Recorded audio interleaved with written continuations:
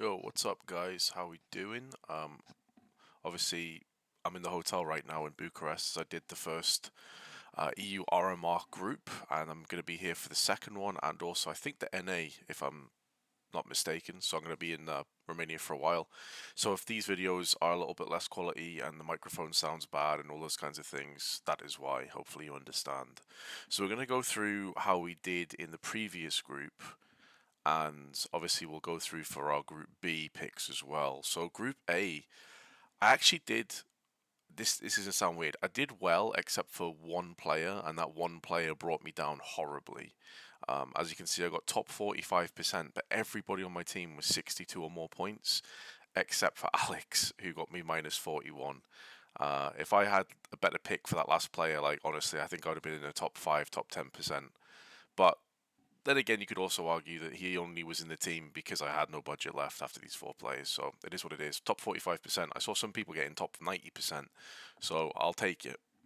Not great, but I'll take it. It could have been a disaster. So, with that being said, we know the teams that are going to be playing already and which matchups they're going to have first, which of course is always going to educate and kind of make me pick certain players over other ones. And I did look through the prices. Some of the prices were actually quite decent this time, so I've gone for a bit of a different sort of take than usual. So Vitality versus Gamer Legion, Mouse versus Guild Eagles, Spirit against Ents, Monty Ecstatic, Apex OG, Cloud9 Para, Astralis Nexus, and Preezy versus Heroic. This is where I feel a bit fortunate that I actually casted a lot of the open qualifier and closed qualifier games with Jackie, because I got a chance to see how like Para and Nexus and some of these teams that some people will be asking like who are they, actually made it through, and that's going to give me a little bit more, I wouldn't necessarily say like insider knowledge, but it gives me a better idea of how they kind of got here and how good these teams actually are. So I've gone for the following roster as a result. I went back and forth many times trying to figure out the best solution, because obviously everyone wants Donk on their team, but he's 260k, which is just absolutely outrageous. I don't think a player's ever been this expensive before. I think the closest would have been Zaiwu a few times, but Donk is 260,000 is insane. Like, I was looking at teams you could possibly get for this, and if you went for Donk and then Chopper from Spirit, for example, you'd have to fill out the rest of the team with bronze IGLs from some of the lower teams, and so even if Donk pops off really hard, like you're more than likely going to be minus 50 to 100 points on the other three players, so it just wasn't worth it. So I decided to spread the wealth a little bit more.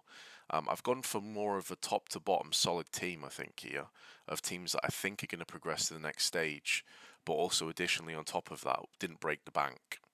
So Shiro from Spirit, I mean, Donk has been overshadowing everybody on Spirit, but Shiro is still posting up big numbers, still having really good performances, and obviously for 229k, I actually thought he was a bit of a steal.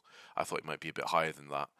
So I've gone for Shiro from Spirit. I couldn't afford to. I did try getting Chopper in there, but I wanted to spread it between multiple teams because multiple teams are actually going to progress from this tournament. It's not just one or two. It's you're getting 6+ teams that are going to get the job done here. The problem is that Spirit are going against Ents first, which put me off going for more Ents players.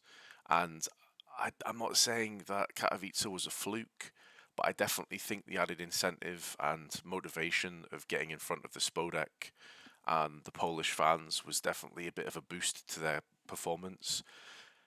But then, unfortunately, on the other side of that, we saw players like Dihat in particular drop off the edge of a cliff. Like, he had a really poor playoff performance, and it kind of put me off Ents a little bit.